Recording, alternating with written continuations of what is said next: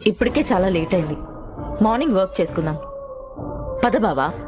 Just 2 minutes. My work is finished. File mail చేశాను, check చేసుకోండి CEO గారు. నీ టాలెంట్ నాకు తెలుసు బావా. నీ గుర్తింపే నాకు అవసరం లేదు. నేను ఇచ్చిన కాఫీ తాగలేదు, బిస్కెట్స్ తినలేదు, జ్యూస్ తాగలేదు, చివరికి కాంప్లిమెంట్స్ కూడా తీసుకోవడం లేదు. No problem, I can understand. పద బావా, అలా కార్లో వెళ్తూ దారిలో ఏమైనా తిందాం. నాకు ఇంకో 2 minutes వర్క్ ఉంది, అది కూడా ఫినిష్ చేసి నేను బయలుదేరుతాను. నేను నీతో వస్తాను. అవసరం లేదు. నా కార్ లేదు, నువ్వే డ్రాప్ చేయాలి. నేను అర్జెంటుగా ఇంటికి వెళ్ళాలి. ఎవరి కోసం?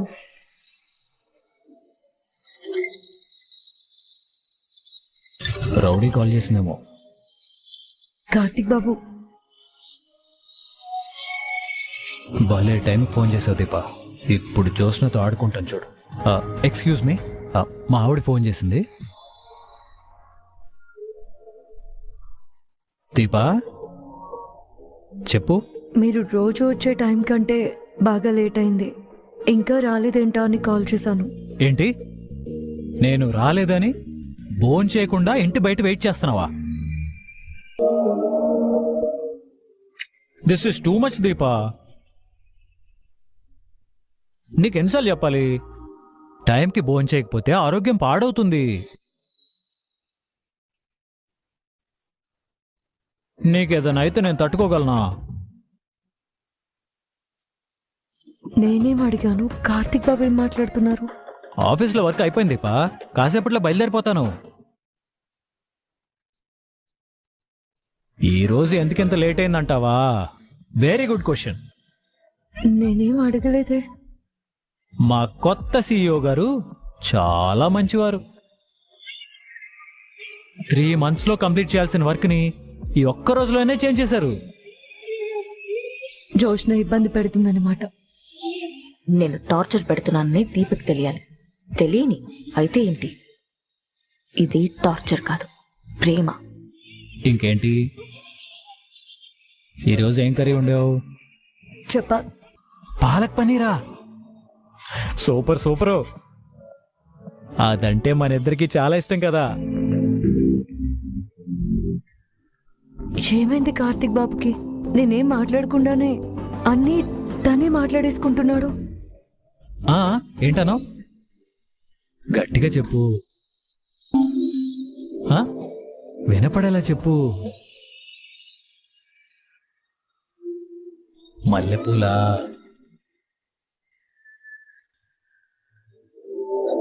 అది నువ్వు ఫోన్ చేసి గుర్తు చేయాలో చెప్పు. తీసుకొస్తా. రేపా? రేపు నేను ఆఫీస్కి వెళ్ళక్కర్లేదు. ఆఫీస్ రూల్ ప్రకారం ఇలా ఓవర్ టైం వర్క్ చేస్తే నెక్స్ట్ డే లీవ్ తీసుకోవచ్చు. ఇండైరెక్ట్ గా రేపు ఆఫీస్కి రాను అని నాకే చెప్తున్నాడు. సరే ఉంటాను. బయట వెయిట్ చేయొద్దు, హాల్లో వెయిట్ చేయి. చేస్తున్నాను అనుకో, మొన్నట్లాగా ఇద్దరం కలిసి ఆవిరి పట్టుకోవాలి. ఆవిరి కూడా పట్టుకున్నారా? కార్తిక్ బాబుకి ఏదో అయింది. ఉంటాను, త్వరగా వచ్చేస్తాలే. ఎప్పట్లాగే కలిసి భోంచేద్దాం. బాయ్.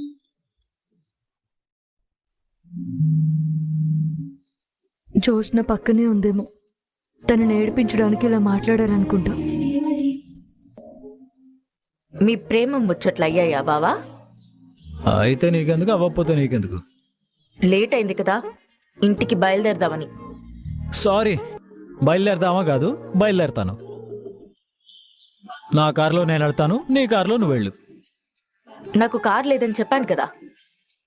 మొబైల్ ఉంది కదా, క్యాబ్ బుక్ చేసుకో. నన్ను డ్రాప్ చేయొచ్చు కదా.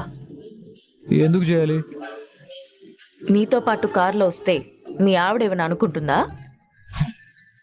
మా ఆవిడ నీలాంటిది కాదులే. బావా, నిజంగానే నీలాంటిది కాదు. బాయ్. సారీ, ఒక మాట చెప్పడం మర్చిపోయాను. ఇందాకేంటన్నావు? అర్జెంటుగా ఇంటికి వెళ్ళాలంటే ఎవరి కోసం అన్నావు కదా. ఇప్పుడు చెప్తా విను. మా ఆవిడ కోసం. మా ఆవిడ waiting. Deepa Deepa my dear Deepa వచ్చేస్తున్నాగా మై డియర్ దీపా. నేను నిన్ను నా కంట్రోల్లో పెడుతున్నట్టు లేదు, నువ్వే నన్ను టార్చర్ పెడుతున్నట్టుంది. దీపా దీపా దీపా. దీపా దీపా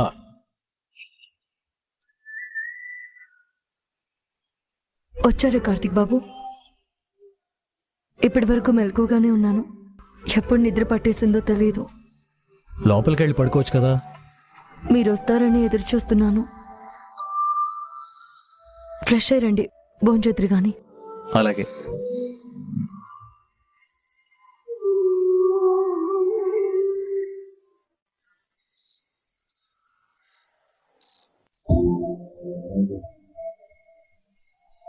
శౌర్య భోంచేసిందా? చేసింది బాబు. వాళ్ళ నాన్నమ్మ తినిపించింది. టాబ్లెట్ వేసుకుందా? వేసుకుంది బాబు.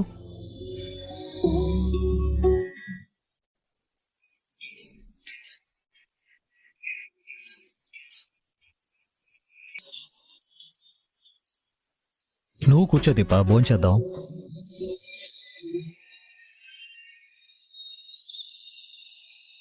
నువ్వు భోంచేయలేదని నాకు తెలుసు. కూర్చో.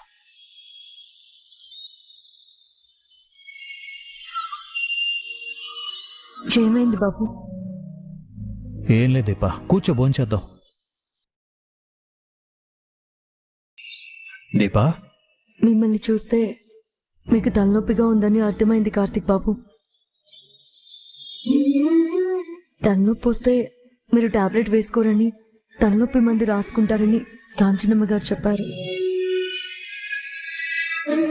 ఆఫీస్లో మీరు బాగా ఎక్కువ వర్క్ చేసినప్పుడు ఇలా అలసిపోతే కాంచనమ్మ గారు తలనొప్పి మందు రాసేవాళ్ళంట కదా. అవును దీపా. అయినా ఇప్పుడు నేనేం వివరాలు అడగలేదుగా. నిజంగానే తలనొప్పి వస్తుంది, మందురాయ్. జోష్న ఇప్పటి వరకు ఆఫీస్లోనే ఉందా? ఉంది కాదు, ఉంచింది. వర్క్ ఫినిష్ అయ్యాకే వెళ్ళాలని చెప్పింది. మార్నింగ్ నుంచి ఈ టైం వరకు సిస్టమ్ ముందు కూర్చుని వర్క్ చేసి చేసి హెడేక్ వచ్చింది. ఒక మాట చెప్పినా బాబు? చెప్పు దీపా. జోష్నకి మీరు కావాలి. మిమ్మల్ని పెళ్లి చేసుకునే వరకు వదిలిపెట్టదు. నువ్వు మళ్ళీ అదే మాట్లాడతావేంటి దీపా? నా కోసం మీరెందుకు బాబు ఇబ్బంది పడాలి? ఇబ్బంది పడుతున్నా నేను నీతో చెప్పానా? కనబడుతోంది కదా. మరి నన్నేం చేయమంటావు?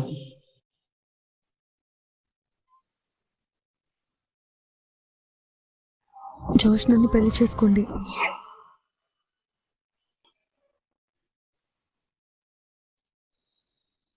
అదిటే నేనే రాసుకుంటాను. నీ మాటలు వింటుంటే తలనొప్పి ఇంకా పెరుగుతుంది. తనకి మీ మీద లేనిపోని ఆశలు పెట్టింది మీరే కదా. అంటే పెళ్ళైన తర్వాత కూడా నా వెంటపడు అని నేను అడుగుతున్నానా? అది కాదు కార్తిక్ బాబు. మీ ఇద్దరికి చిన్నప్పటి నుంచి పెళ్ళి అనుకున్నారు కదా. పెద్దవాళ్ళు అనుకున్నారు, పిల్లలు అనుకోలేదు.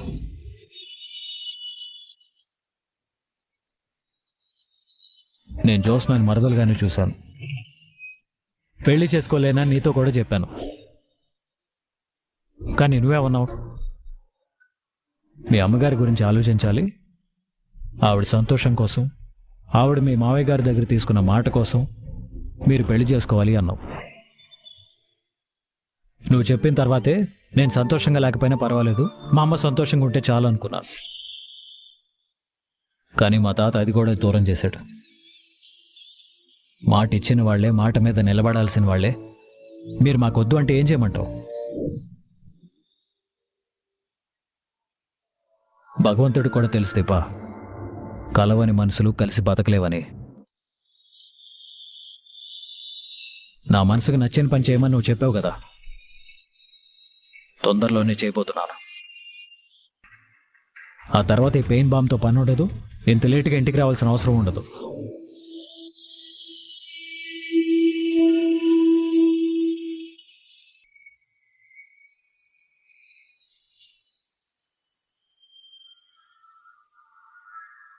కార్తిక్ బాబుని చూస్తుంటే ఏదో పెద్ద నిర్ణయమే తీసుకున్నట్టున్నారు. అది మళ్ళీ ఏ సమస్యకి దారితీస్తుందో.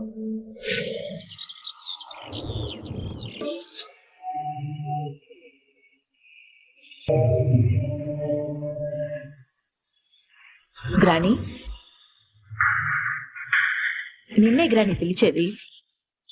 ఇప్పుడా చెప్పేది? ఇప్పుడు ఏమైందని?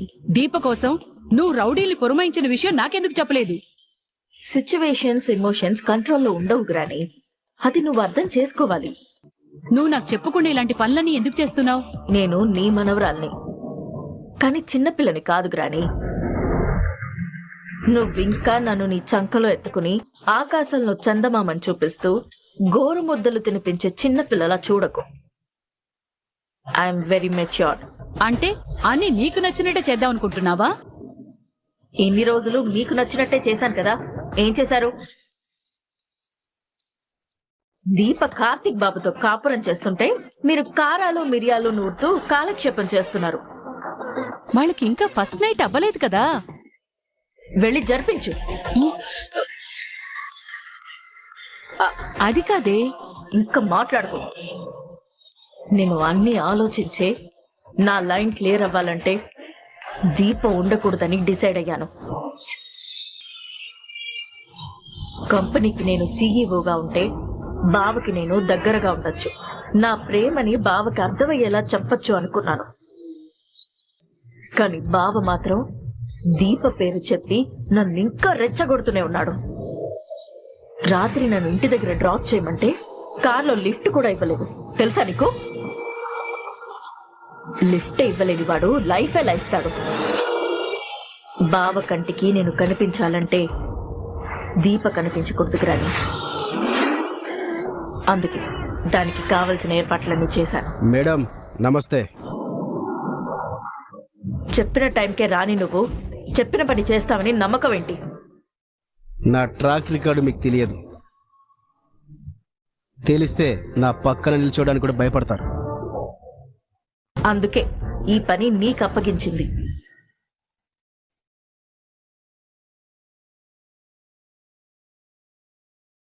ఇదిగో ఫోటో. తన ఫోన్ నంబర్, పేరు, మిగతా వివరాలన్నీ నీకు మెసేజ్ చేశాను. నువ్వేం చేస్తావో ఎలా చేస్తావో నాకు తెలీదు. ఇది ఈ రోజే పూర్తవ్వాలి. ఇదిగో అడ్వాన్స్. నేను ఫుల్ పేమెంట్ అడిగాను కదా. పని అయిన తర్వాత నువ్వు అడిగిన దానికంటే ఎక్కువే ఇస్తాను. మీ పని అయిపోయినట్టే. డబ్బు రెడీ చేసుకోండి. జాగ్రత్త. నా రేంజ్కి ఇది చాలా చిన్న విషయం. మీ కళ్ళ ముందే ఈ మనిషిని చంపుతాను. ఓకే?